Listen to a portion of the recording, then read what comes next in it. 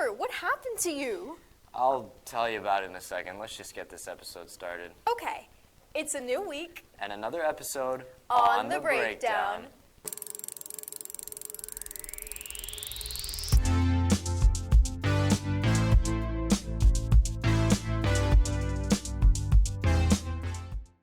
So, are you going to tell me what happened? Yep, I went on a trip with the DHS Backpacking Club. Well, it looks like you had an adventure. That's right. Let me tell you all about it. On January 24th, members of the Davis Senior High Backpacking Club drove down to Stinson Beach and embarked on a 3.5-mile journey up Mount Tamalpais. The hike began at the beach and ended at the Pantol campground where the members set up for the night. The campsite offered a bear box, meant for storing food and preventing unwanted snackers. Planning the trip was pretty easy, to be honest. Things you had to do were things like getting fire permits, getting camping permits, getting people together, finding a weekend that works for everyone. But overall, I think it was really worth it for having a weekend that was so much fun. One trail in particular opened up to rolling hills that offered views of the wilderness, the ocean, and San Francisco. The group waited until sunset, at the ready with cameras and good feelings. I don't know, man. Right there, bro. Throughout the trip, many photographs and videos were taken of nature and fellow backpacking club members alike. As sunset grew nearer and the colors of the horizon opened up, the lights of San Francisco lit up the sky. After sunset, the group members headed back to the campsite, eating dinner and relaxing around a fire. Determined to catch the sunrise the next morning, the members settled into their tents and fell asleep. The way over here, it was nice, kind of giving like rainforest vibes. It was like all kind of blocked, the sun was kind of blocked out, but it made like really good views, especially for like the light kind of coming in through the trees. I liked it, yeah. The early wake-up proved to be worth it, offering stunning views. Clouds rolled over the San Francisco Bay as a pink sky illuminated the cold morning. After many photos and new memories, the group sat and took in the moment. I just really love camping and backpacking in general. Waking up to the cold and having to pack up with your hands hurting, sprinting about half a mile to a mile to like this outlook of San Francisco, and we could see the sunset, or the sunrise, I guess it'd be. It was really nice.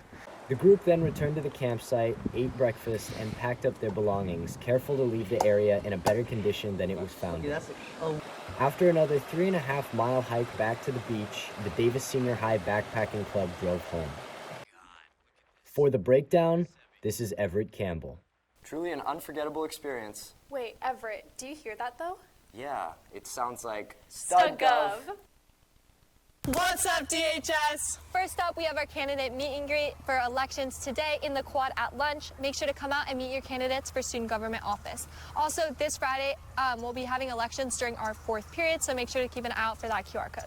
Also, next week is Break the Record Night week, so be on the lookout for Spirit Days coming soon. And also, next Friday, February 6th, is our boys' Break the Record Night and Senior Night, and it's a whiteout game, so make sure to show up and wear white.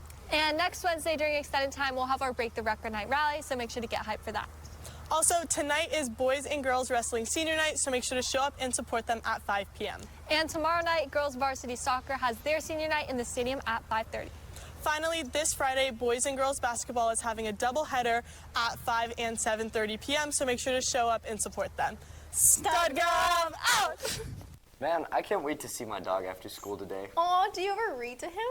No, but that's a great idea. I should do that sometime. I wish I had a dog. Actually, Mila, every Friday there's an event at the Yolo County Library where you can read to therapy dogs. Sebastian Molina de la Rosa tells us the tale. The Yolo County Library offers a variety of activities to encourage reading among children of all ages. And one of the most interesting programs is the Tales for Tales, a program designed to encourage children by reading to a dog. Who gets to read to a dog? I mean, that is like so cool. And they get to be up close and personal with the dog. And Gorder's pretty good. He'll cuddle in with the kids while they're reading. They can pet him. And many kids are so cute because, you know, when they get read to, their parents read and then they show them the pictures. And so some kids will do that with Gorder. They'll sit there and they'll read the page and then they'll turn the book around so Gorder can see the pictures. and then they'll turn the page and do the next one. Every Friday, groups of 1 to 5 children, aged 5 to 12, read to a service dog for around 10 minutes, with a variety of books to choose from or the option to bring their own. It really encourages reading, whereas just reading by yourself is a little harder sometimes, and you don't really know how to read out loud. It's something that's very hard to do if you don't have the practice to do it.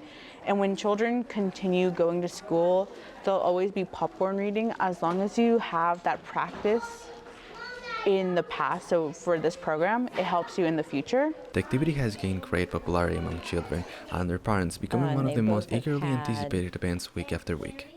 This dog is really friendly, and I think dogs don't judge you, they didn't rush you, so it's really helpful for the kids to reading in the without stressful environment. So I thought it's fun activity, so that's why my kids are enjoying. For the Breakdown, this is Sebastian Molina de la Rosa. The first month of the new year is drawing to a close. And we'll see you next time in February on The Breakdown.